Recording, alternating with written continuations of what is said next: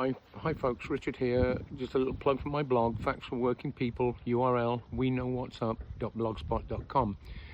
I'll start with something nice. I saw the bald eagle up here today at the lake. It's cold and a nice hike, but that's a beautiful thing to see, that lovely creature. It's got a nest up here.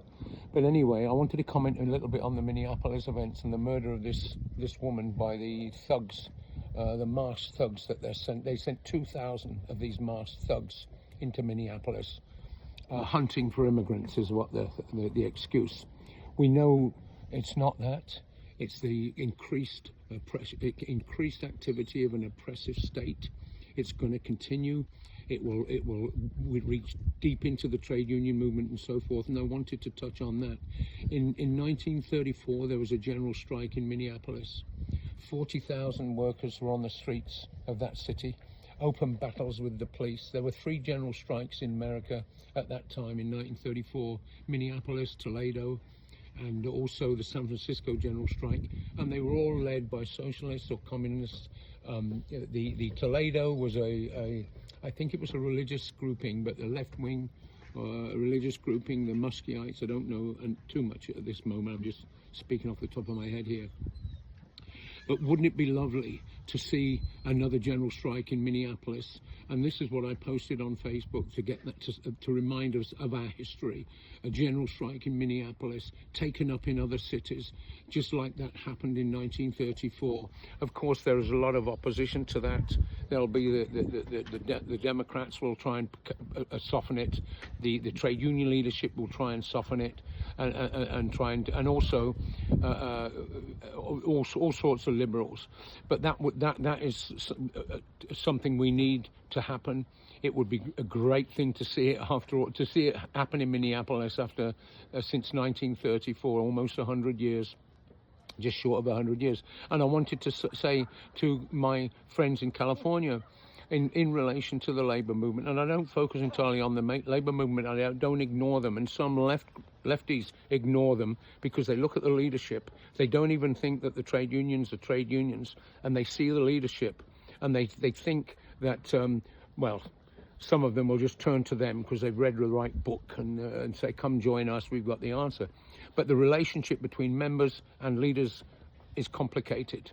And don't count out the trade unions. And there's 14 million people in them. And to refuse to wage a struggle, to win, to evict the class collaborators who have captured the helm of these unions that were built by our ancestors is it's a bit of defeatism for me, and it's a failure to understand the potential of the working class and how the working class functions and that relationship between leaders and members. And in California, for example, I just talked to some young people today, walking in my young people.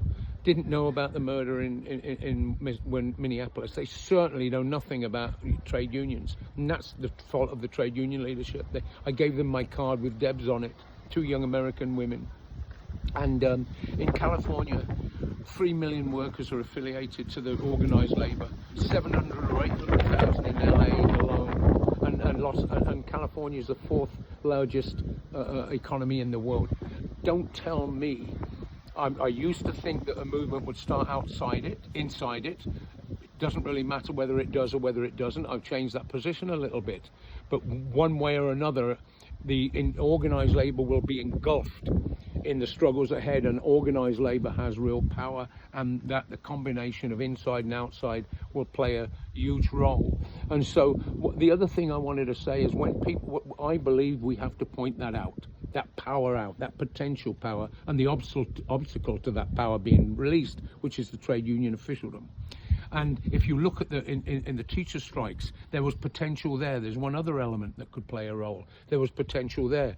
Kentucky, Oklahoma, Arizona, and so forth. And of course, it started in West Virginia. And the trade union leadership at those movements were against the trade union leadership at that time. And that was quelched. They have tremendous resources, the labor bureaucracy, in cahoots with the Democratic Party. And there's another element. If you take the Kentucky, go on my blog and read a lot about Kentucky. There was a huge movement there, including a struggle against the labor officialdom. Where was labor notes? Where were the DSA there? Brooks, the guy that's got a cushy job with the UAW, was reporting next door from Tennessee. Where was he writing about that? No, nowhere, because they won't challenge the Labour officialdom either, because they're either part of it at the lower levels or want to enter it at the lower levels without being forced in from the power of the rank and file below. So, as I say, California, we've got the fourth largest economy in the world. The docks are organised. The docks are organised on the East Coast. I just can't count this out. I think that the protests we're seeing are very positive, but let's face it, we're beyond protests. We're in a new era. The era of the post-war consensus is over. The UN, which was formed after the League of Nations collapsed and the Second World War to prevent another conflagration like that, we're in a different era.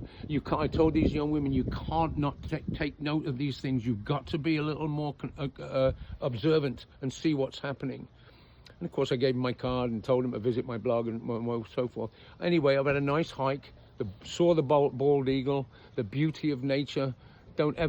California, we have such beauty here. The world is full of beauty, and it's got some ugliness, but we can deal with that if we work at it.